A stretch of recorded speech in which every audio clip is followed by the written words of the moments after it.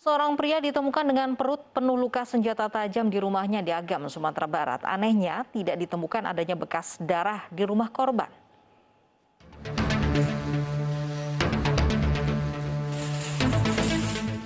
Pria berusia 28 tahun meninggal dunia dalam perjalanan ke rumah sakit di Kota Bukit Tinggi, Sumatera Barat. Korban sebelumnya ditemukan oleh warga di sudut rumahnya dalam kondisi mengenaskan dengan luka senjata tajam di bagian perut tadi malam. Penemuan korban berawal ketika warga mendengar teriakan istri siri korban. Saya datang ke TKP, itu rupanya kejadian dalam rumah. Dia tengok ke dalam rumah, langsung saya panggil istrinya. Istrinya tahu-tahu sedang mandi. Oh, masih bernapas, masih bernapas. Terus setelah itu datang laporan dari Kapolsek, tolong bawa dulu, diselamatkan dulu ke rumah sakit. Itu meninggalnya entah di perjalanan, entah di rumah sakit, saya nggak tahu lagi. Usai olah TKP, polisi temukan kejanggalan. Dengan tubuh penuh luka terbuka pada korban, tidak ditemukan bercak darah di sekitar rumah, hanya ada genangan air di dekat pintu masuk. Kini, polisi telah meminta keterangan sejumlah saksi, sementara istri korban diamankan. Dari Agam, Sumatera Barat, YC Kumbang, iNews melaporkan. Akibat sering memposting foto di media sosial, seorang istri tewas dibunuh suami karena cemburu. Korban ditemukan dengan luka parah di bagian kepala dan sang suami kabur pasca kejadian.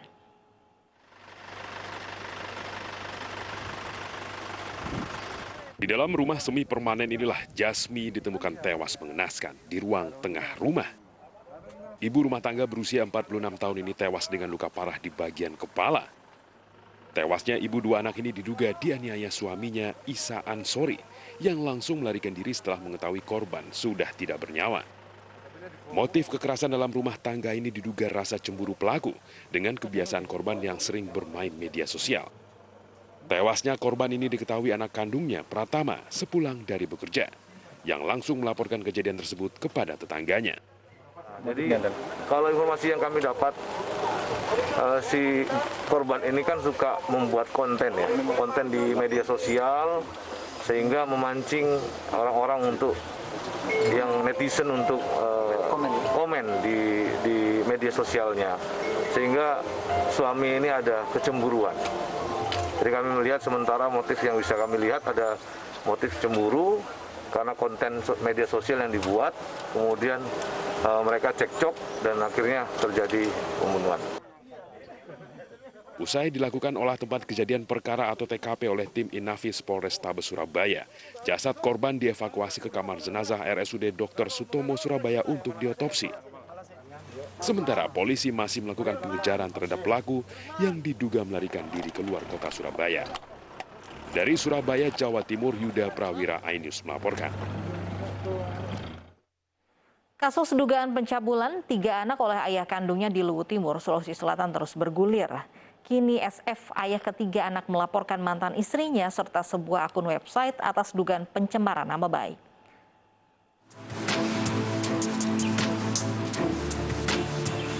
Didampingi kuasa hukumnya, SF, pria yang dilaporkan mantan istrinya atas dugaan pencabulan pada 3 anak kandungnya, mendatangi sentra pelayanan kepolisian terpadu Mapolda, Sulawesi Selatan. SF resmi melaporkan mantan istrinya dan sebuah website yang memuat berita tentang dugaan pencabulan yang ditudingkan padanya.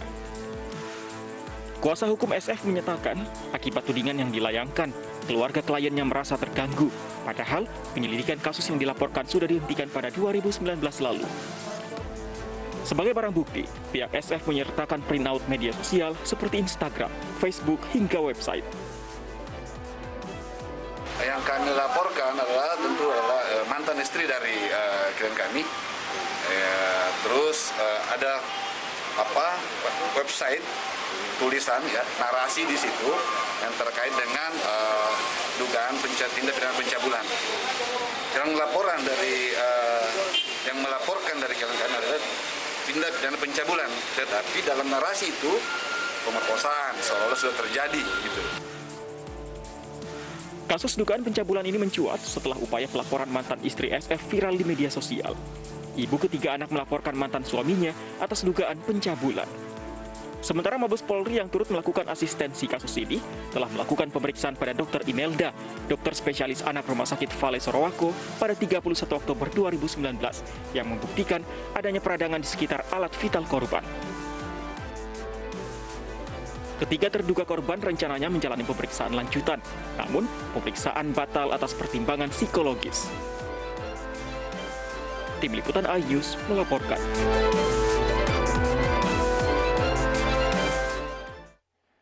Puing-puing rumah yang terdampak gempa di Karangasem, Bali mulai dibersihkan. Akibat rumah hancur, warga kini mengharapkan bantuan tenda untuk tidur. Warga bersama personil TNI berjibaku membersihkan puing-puing material rumah yang hancur akibat gempa yang terjadi Sabtu kemarin di Desa Ban, Karangasem, Bali. Mereka menyingkirkan material bangunan yang sudah tidak bisa digunakan. Saat ini desa dan berstatus tanggap bencana darurat. Tercatat 325 rumah rusak berat, 379 rusak ringan, dan 111 tempat ibadah rusak. Sementara korban luka-luka mencapai 74 orang dan 1 orang meninggal dunia. Akibat rumah hancur, beberapa warga memanfaatkan mobil bak terbuka untuk tidur. Beberapa bahkan tidur di antara reruntuhan bangunan.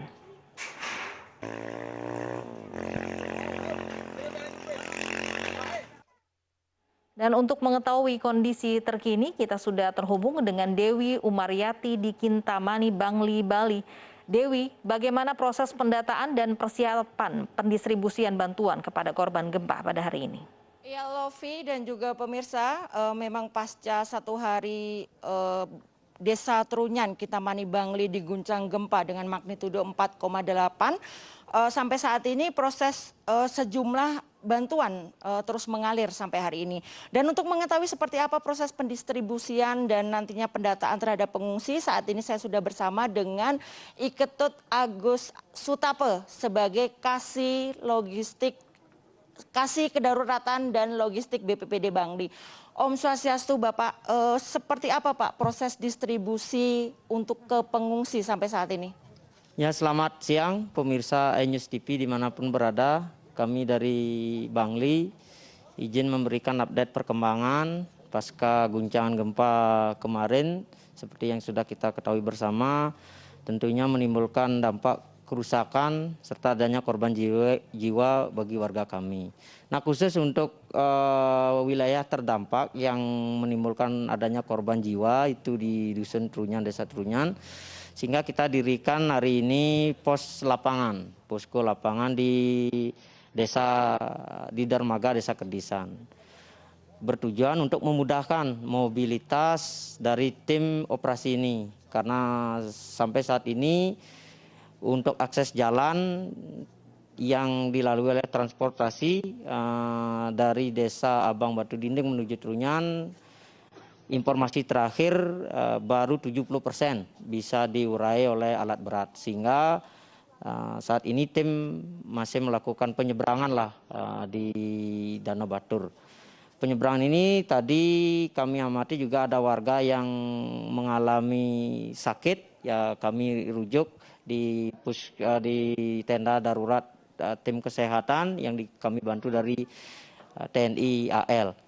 Kemudian untuk logistik, sampai siang ini sudah beberapa jaringan sudah mulai membantu kami. Kami juga atas nama pemerintah Kabupaten Bangli sangat berterima kasih.